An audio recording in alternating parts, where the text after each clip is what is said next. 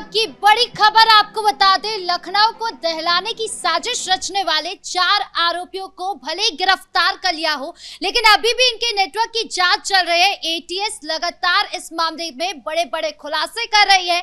अभी ये पता चला है कि ये पश्चिमी यूपी को निशाना साधना चाह रहे थे और लगातार बड़े बड़े प्लान बना रहे थे। तो क्या कुछ चल रहा है इस मामले को लेकर बताएंगे आपको। मेरे साथ मौजूद है मेरे सहयोगी हर्षजीत सर। सबसे पहले बात करें कि ये पश्चिमी यूपी को बार बार निशाना बनाना चाह रहे थे, क्या ये पूरा मामला? देखिए, मेरठ, बागपत और हापुड़ में कहा गया जो पिछले दिनों आगजनी हुई थी उसमें इन्हीं का हाथ था और ये बड़ी प्लानिंग बनाकर रखे हुए थे, खासतौर पर कि कैसे उत्तर प्रदेश को दहलाना है। हालांकि जब हम आगे बताएंगे तो पाकिस्तान से इसका लिंकअप भी बताएंगे, लेकिन कैसे पश्चिमी उत्तर प्रदेश को दहलाना है ये उनकी पूरी साजिश थी। लेकिन इस साजिश पर पानी फिर गया है। जो 4 लोगों को गिरफ्तार किया गया है ये आतंकी हैं और इन आतंकियों से अब बड़े बड़े खुलासे हो रहे हैं, क्योंकि अब पुलिस जब इन पर डंडे बरसा रही है तो ये वो खुलासा कर रहे हैं। दरअसल देखिए, जो पश्चिमी यूपी में आगजनी पिछले दिनों हुई थी उसमें पुलिस ने मामला तो दर्ज किया था, लेकिन वो लोग नहीं पता लग पाए थे कि आखिर ये किसके इशारे पर हुआ है। और ये कहा जा रहा है कि बागपत और मेरठ में खासतौर पर और हापुड़ के अंदर जो आगजनी हुई थी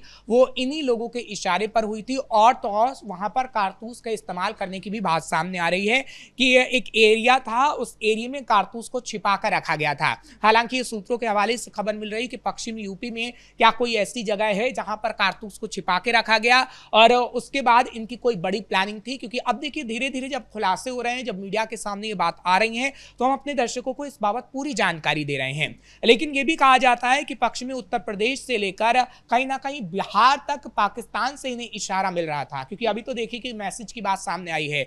अभी जो एटीएस है उसने मैसेज की बात को कबूला है और एटीएस ये कह रही है कि उनको मैसेज दिए जाते थे जो पाकिस्तानी हैंडलर्स थे और किस तरीके से आपको भारत के अंदर अलग अलग जगहों पर ऐसी आगजनी करनी है, किस तरीके से भारत को दहलाना है, ये पूरा प्लान समझाया जाता था। टेलीग्राम का जरिया यूज किया, मतलब टेलीग्राम को यूज किया गया था लगातार कि किस तरीके से आपको दिल्ली की तरह ही दहलाने की बात कही गई है कि दिल्ली में जिस तरीके से लाल किले के पास बॉम्ब ब्लास्ट किया गया है ठीक उसी तरीके से यहाँ पर भी होना चाहिए। लेकिन बढ़िया सवाल ये है कि हथियारों की सप्लाई होने वाली थी। अब ये हथियारों की सप्लाई पाकिस्तान पंजाब के जरिए, उसके बाद दिल्ली, उसके बाद ये उत्तर प्रदेश में करने वाला था। क्योंकि एक बड़ी खबर आई है, हालांकि सूत्रों के हवाले से खबर है कि पंजाब में कुछ हथियार तस्कर ऐसे हैं जो पाकिस्तान से हथियार आता है, कुछ जम्मू कश्मीर से भी लिंकअप बताया जा रहा है कि जो बॉर्डर इलाके हैं उस तरीके से किस तरीके पाकिस्तान के जो आतंकी हैं वो बॉर्डर के इसके पार हथियारों की तस्करी करते हैं, हथियारों को भेजते हैं, फिर जरिया पंजाब बनता है और पंजाब से ये हथियार अलग अलग जगह जाते हैं। क्योंकि देखिए, उत्तर प्रदेश में जो कारतूस की बातें सामने आ रही हैं या जिन हथियार की बात अभी सामने आ रही है, उत्तर प्रदेश में तो ये नहीं बना ना, तो हमने देखा है कि ये किसी के जरिए लाया गया हो, ये पाकिस्तान के जरिए ही लाने की कोशिश की जा रही थी। हालांकि अभी इसकी आधिकारिक पुष्टि नहीं है, लेकिन जो सूत्रों के हवाले से खबर है वो यही इसी बाबत आ रही है कि कैसे पाकिस्तान के जो हैंडलर्स होते हैं वो हथियारों की सप्लाई पहले पंजाब में करते हैं, जम्मू कश्मीर के जरिए होता है और उसके बाद ये अलग अलग इलाकों में पहुंच जाते हैं ताकि भारत के अंदर ऐसी गतिविधियां करो। और तो और इनाम की घोषणा भी इन पर की जाती है कि कैसे आपको इनाम दिया जाएगा।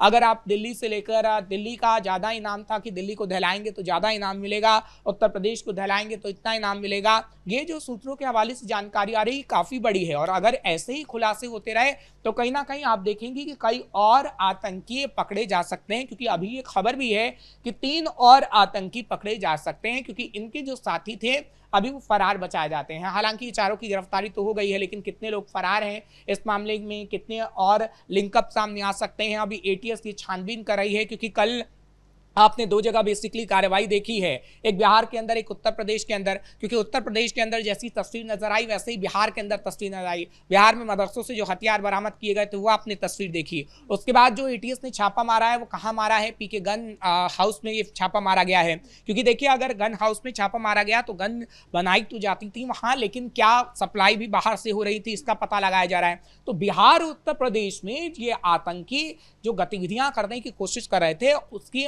नजर एटीएस की तो पूरी थी, लेकिन अब जो खुलासे हो रहे हैं वो पाकिस्तान से लिंकअप के हो रहे हैं, जो कहीं ना कहीं आगे आने वाले दिनों में हड़कंप मचा सकते हैं। सर, जैसे जैसे इनको डंडे पड़ रहे हैं वैसे वैसे आतंकी खुद सामने आ रहे हैं और कह रहे हैं कि हमें आतंकी मत बुलाओ। एक वीडियो सोशल मीडिया पर वायरल हो रहा है जो कि दुबई का बताया जा रहा है कि दुबई से वो वीडियो बनाकर भेजा जा रहा है कि हमें मत पकड़ो, हम आतंकी नहीं है, हमसे गलती हो गई, हम देश के खिलाफ नहीं जाएंगे। यानी एटीएस भी अपनी तरफ से पूरा एक्शन दिखा रही है। देखिए, आप कह रहे हैं कि हम देश के खिलाफ नहीं जाएंगे, लेकिन आप तो खिलाफ जा चुके हैं।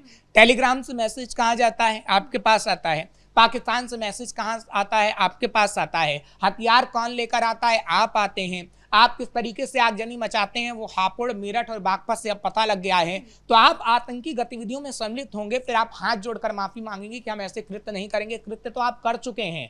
अब तो मौका है आपको सबक सिखाने का, ताकि आगे आने वाले समय में कोई ऐसा ना कर पाए, क्योंकि जब तक इनमें खौफ नहीं होगा, क्योंकि देखिए पाकिस्तान का मकसद ही यही है कि भारत में किस तरीके से हम गतिविधियां ऐसी करें कि भारत का नाम खराब हो, भारत के लोग मरें, और पाकिस्तान इस कोशिश में लगातार लगा रहता है। आईएसआई को आपने देखा है कि आईएसआई कितनी गतिविधियां करती हैं।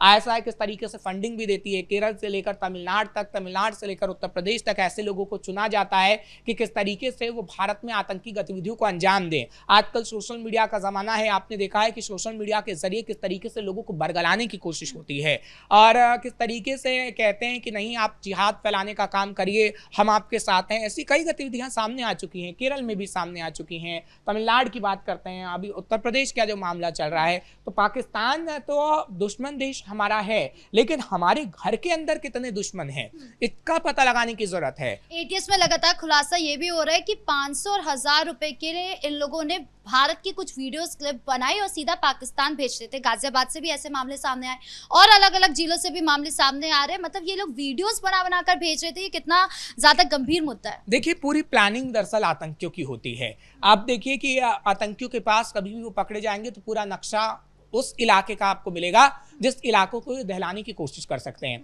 सूत्रों के हवाले से खबर तो ये भी है कि बागपत, मेरठ, हापुड़ की जो आगजनी की घटना हुई, इनके पास से वो नक्शे भी बरामद किए गए हैं कि किन किन पॉइंट्स को जाकर हमें वहां जलाना है, आगजनी करनी है। और अगर कोई भी हैंडलर होता है तो खास तौर पर उस जगह को चुनता है जहां पर भीड़ भाड़ वाले इलाके होते हैं। आपने दिल्ली के एरिया को देखा कि दिल्ली का एरिया कितना भीड़ भाड़ वाला इलाका था, चांदनी चौक एरिया।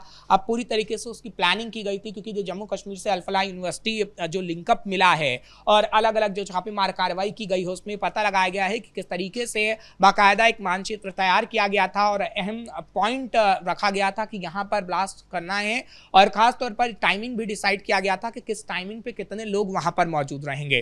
तो आतंकी अगर कोई भी गतिविधियां करते हैं तो वो पूरा एक पहले प्रॉपर्टी तैयार करते हैं कि हाँ ऐसे ऐसे यहाँ होना है, ये टाइमिंग होनी है और कितने लोग मारे जाएंगे। क्योंकि अगर भारत के अंदर ज़्यादा से ज़्यादा लोग मारे जाएंगे तो उनका मकसद ही यही रहता है कि भारत के ज़्यादा से ज़्यादा लोग मारे जाने चाहिए। और पाकिस्तान के अंदर बैठे ख्वाजा आसिफ से लेकर आपने देखा है कि मुनीर तक ये बयान दे चुके हैं कि किस तरीके से हम आगे आने वाले समय में भारत को जवाब देंगे, लेकिन उनकी औकात नहीं है भारत को जवाब देने की। भारत पाकिस्तान को मुंहतोड़ जवाब देता रहा है। बॉर्डर पर भी हमने देखा है, राजौरी, पूंछ, सांबा के इलाके में अभी भी सीज़फायर का उल्लंघन जब पाकिस्तान करता है तो उसको मुंहतोड़ जवाब दिया जाता है। ऑपरेशन सिंदूर के जरिए भी हमने मुंहतोड़ जवाब दिया है, लेकिन अब पाकिस्तान इन हैंडलर्स के जरिए, इन लोगों के जरिए गलत गतिविधियां करवाने की कोशिश भारत के अंदर कर रहा है, लेकिन उनके ये मंसूबे पूरी तरीके से नाकाम होंगे। सर, ये जो 4 आरोपी है, इन चारों की बात करें तो ये लखनऊ के रेलवे स्टेशन को दहलाने की पहले साजिश रच रहे थे। तो यहाँ पर सवाल उठता है कि यूपी को ही क्यों टारगेट किया जाता है? यूपी में ऐसा क्या है कि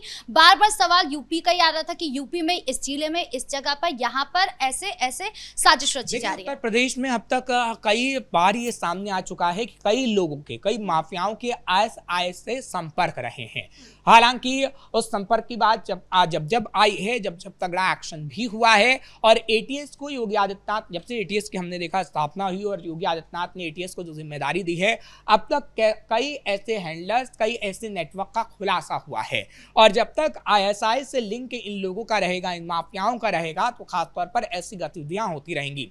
लेकिन हाँ, हम इतना जरूर कह सकते हैं कि उत्तर प्रदेश में एटीएस ने बड़ी तेजी से कार्रवाई की है, क्योंकि 2025 का ही आंकड़ा एटीएस के पास सामने आया था, जब हमने देखा था कि इन लोगों को फांसी तक की सजा, उम्र कैद तक की सजा हुई थी और दिलवाने में एटीएस कामयाब रही थी इन लोगों को सजा, क्योंकि ऐसे लोगों को जब तक गंभीर धाराओं में मुकदमे दर्ज नहीं हो जाते, जब तक इनको मौत की सजा नहीं मिल जाती है, तब तक कहीं ना कहीं इनको सबक नहीं मिलेगा। और एटीएस ने ये काम उत्तर प्रदेश में बाकायदा किया है, क्योंकि ये 2025 का आंकड़ा कहता है। हम अगर कोई बात कर रहे हैं तो हमें किसी आधार पे ही कहनी चाहिए, और 2025 का जो आंकड़ा एटीएस का है वो यही कहता है कि बड़ी तेजी से इन लोगों को सजा मिली है। हालांकि इन 4 आरोपियों की बात करें, इन आतंकियों की बात करें जो अपने आप को कह रहे हैं कि हमें आतंकी मत कहिए, क्यों भाई आपको आतंकी ना कहें जब आप पाकिस्तान के लगातार संपर्क में रहते हैं, जब आप उत्तर प्रदेश से दिल्ली तक को दहलाने की साजिश रखते हैं तो आपको आतंकी नहीं तो क्या विद्वान कहा जाएगा। और इनके खिलाफ कार्रवाई तो हो रही है, इन पर डंडे तो बरस रहे हैं, लेकिन इन्हें कड़ी सजा भी आगे आने वाले समय में जरूर मिलेगी। जी, इस मुद्दे पर ज्यादा जानकारियों के लिए आपका बहुत बहुत धन्यवाद। तो कुल मिलाकर जिस तरीके से एटीएस लगातार खुलासे कर रही है आतंकी मॉड्यूल को लेकर, इसमें अभी ये पता चला है कि ये पश्चिमी यूपी को बार बार निशाना बनाने की कोशिश कर रहे थे, साथ ही लखनऊ के रेलवे स्टेशन को भी दहलाने की साजिश थी। और क्या कुछ खुलासे होंगे यह भी देखना बाकी है। ब्रेकिंग न्यूज में इतना ही। कैमरा पर्सन कुणाल के साथ मैं राधिका राज।